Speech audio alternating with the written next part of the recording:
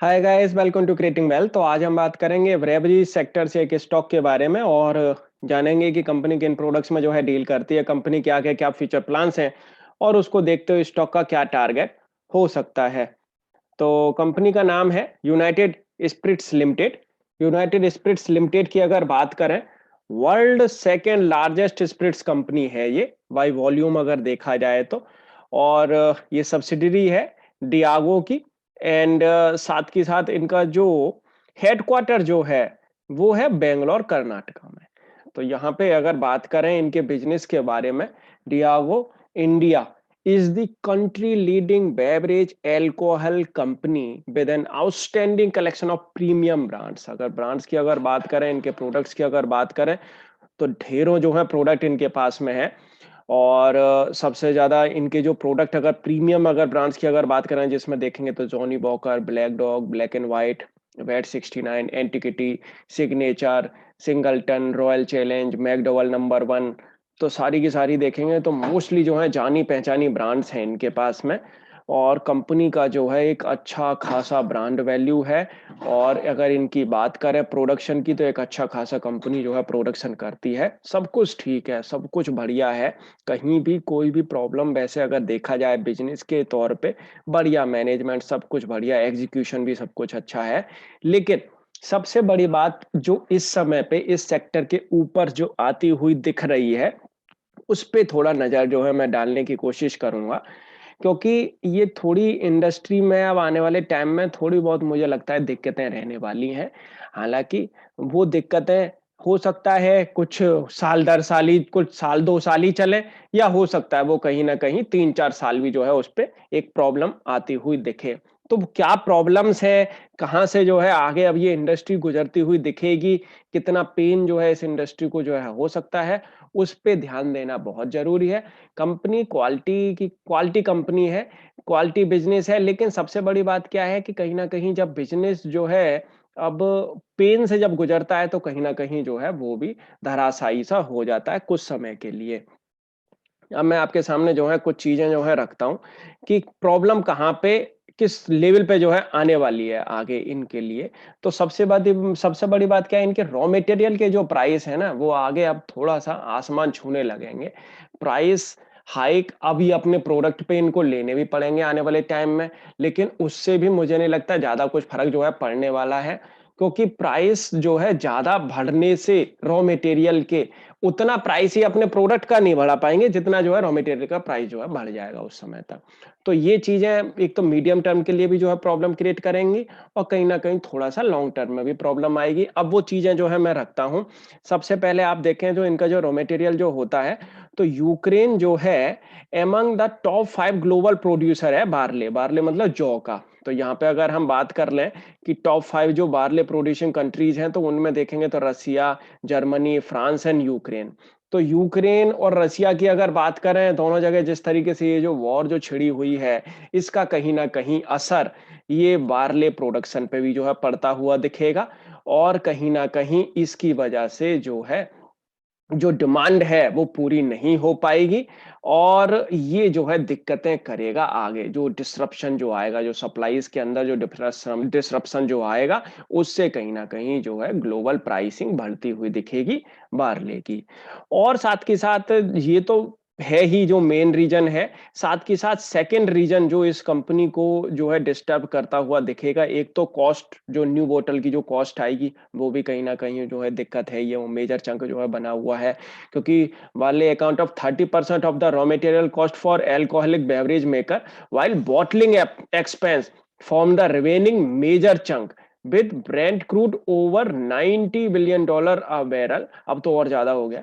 bottling costs are likely to increase as fuel prices constitute a lion share of bottle manufacturing cost। तो बोतल manufacturing cost भी जो है फिर बढ़ती हुई दिखेगी उसको देखते हुए। और यहाँ पे दूसरा जो रॉ मटेरियल है इनका उस पे भी दिक्कतें आ रही हैं, जो लगता है इनको जो है एथेनॉल में जो है फिर वो यूज रेक्टिफाइड स्प्रिट। अब यहाँ पे क्या है कि इनको जो है एक्स्ट्रा न्यूट्रल अल्कोहल की जरूरत पड़ती है। और वो निकलता है रेक्टिफाइड स्प्रिट से।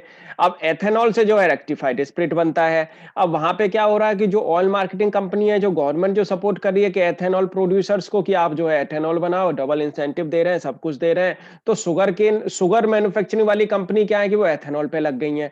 तो एथेनॉल क्या है कि कहीं न कहीं इन कंपनीज़ को ना मिलने की बजाय वो मिलेगा एथेनॉल ब्लेंडिंग वाली जो ऑयल मार्केटिंग कंपनीज हैं उनको। तो वो भी जो है कहीं न कहीं जो है उसके भी प्राइस जो है बढ़ते हुए दिखेंगे। तो रॉ मटेरियल के प्राइस इनके हाइक होने की वजह से कहीं न कहीं एक मुझे लगता है कि ये थोड़ा साइडवेज में रह सकते हैं ये स्टॉक, ये इंडस्ट्री। और डिमांड बहुत है मार्केट के अंदर। जिस तरीके की ये अब देखना वाली बात होगी कि कंपनी कितना अपना जो है पैसा बढ़ाती है, मार्जिन को जो है एक स्टेबल करने के लिए अपने प्रोडक्ट का, वो देखने वाली बात होगी। कैसे करके जो है इसको ये कंट्रोल करते हुए दिखेंगे इनपुट कॉस्ट को। और फिलहाल के हिसाब से देखा जाए तो इनपुट कॉस्ट, रॉ मटेरियल की कॉस्ट जिस तरीके से हाइक होगी, इनको थोड़ा-सा सँभलने में अब प्रॉब्लम आ सकती है, आने वाले कुछ सालों तक तो। अब देखने वाली बात है कि अगर कंपनी इसको जल्दी से जल्दी जो है कंट्रोल कर लेती है, फिर तो कोई बात नहीं है, फिर तो सँभल जाएँगे। अदरवाइज़ मेरे हिसाब से कुछ समय तक इस वाले सेक्टर से दूर भी आप रहेंगे तो कोई प्रॉब्लम नहीं है, क्योंकि गवर्नमेंट एक्चुअली एथेनॉल ब्लेंडिंग का जो प्रोग्राम है उनका, वो सबसे ऊपर रखेगी, ना कि लिकर मैन्युफैक्चरिंग ऊपर रखेगी। तो वो तो एक मेजर जो है प्रॉब्लम आएगी ही आएगी।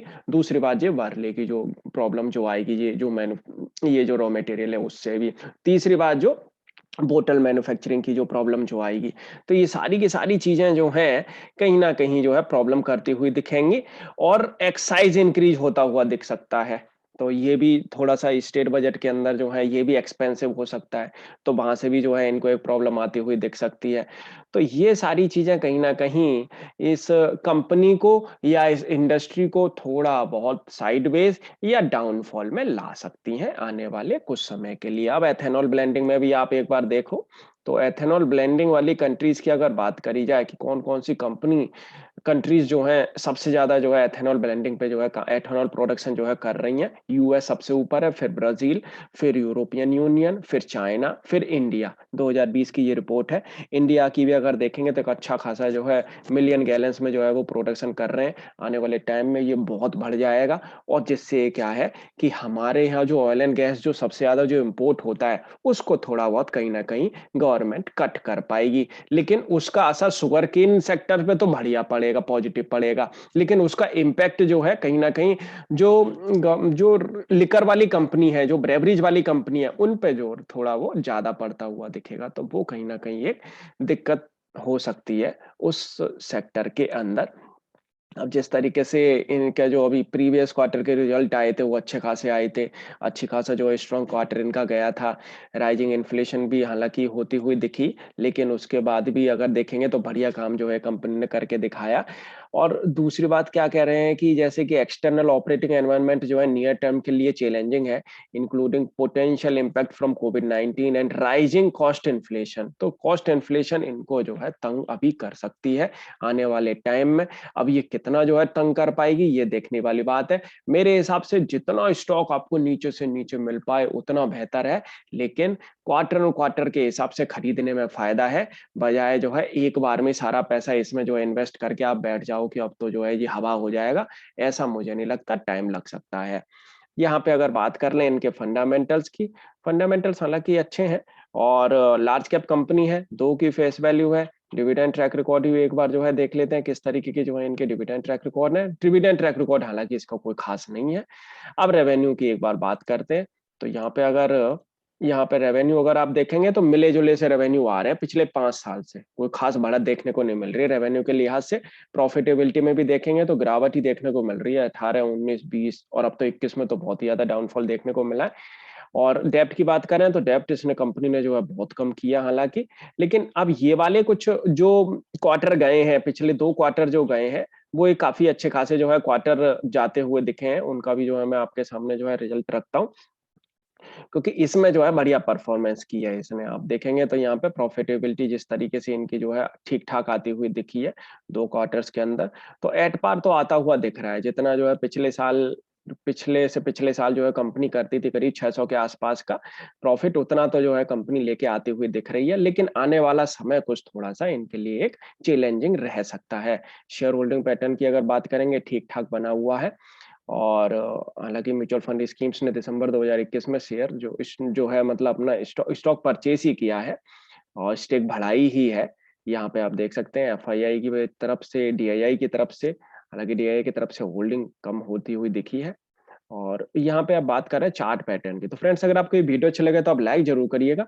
अगर आपने हमारे चैनल को अभी तक सब्सक्राइब नहीं किया है तो हमारे चैनल को आप सब्सक्राइब ज़रूर कर लें। ये देखें आप चार्ट पैटर्न। ये चार्ट पैटर्न जिस तरीके से जो है बना हुआ है, शानदार चार्ट पैटर्न है। अच्छा खासा जो है, हालाँकि बीच में एक कंसोलिडेशन भी देखने को मिला है, डाउनफॉल भी देखने को मिला है कोविड की वजह से, वो सब कुछ आता हुआ दिखा है। अब यहाँ पे अगर बात करें जिस तरीके से ये देखें 2021 में इसका जो लो है, वो है करीब ₹1050 के आसपास का। नहीं, यूनाइटेड स्पिरिट्स। तो ये जो है चार्ट पैटर्न है यूनाइटेड स्पिरिट्स का, वो यूनाइटेड ब्रेवरीज का था। तो ये देखें आप। तो स्टॉक जो है, इसने जो लो लगा है इसका 2021 में, वो है करीब ₹510 के आसपास। और इसने जो हाई लगाया है वो है करीब इसका ₹1020 के आसपास। 38.2% के रेजिस्टेंस को तो अब इसने जो है टच कर लिया है। मार्च की कैंडल, अभी मार्च में अभी ज्यादा समय हुआ भी नहीं है स्टार्ट हुए इस कैंडल को, और कैंडल अच्छी खासी जो है ब्रेक डाउन हो चुका है। ₹900 से जो है ₹825 तक तो जो है स्टॉक फिसल के आ चुका है। यहाँ से मुझे लगता है स्टॉक में अभी और गुंजाइश है डाउन जाने की, और करीब-करीब ये ₹750 तक जो है धीरे-धीरे करके जा सकता है। अगर नहीं जाता है तो फिर कोई बात नहीं है, लेकिन कहीं न कहीं अगर ये यहीं की यहीं अगर कंसोलिडेशन भी करेगा या यहाँ से और ज़्यादा डाउन जाता है, तो फिर मेरे हिसाब से अभी रुक जाना चाहिए। 1 से 2 क्वार्टर तो बिल्कुल जो है देखने चाहिए, उससे पहले कोई एक्शन मेरे हिसाब से नहीं लेना चाहिए इस स्टॉक के अंदर, और थोड़ा बहुत टाइम देके कहीं न कहीं फिर जो है आप अपना इसमें इन्वेस्ट कर सकते हैं। फिलहाल के लिए, कुछ समय के लिए अगर इससे आप दूर भी रहेंगे तो कोई प्रॉब्लम नहीं है। और भी क्वालिटी स्टॉक्स हैं, और भी क्वालिटी सेक्टर हैं, उनके अंदर अगर आप अपना पैसा लगाएँगे वो ज़्यादा बेहतर रहेगा।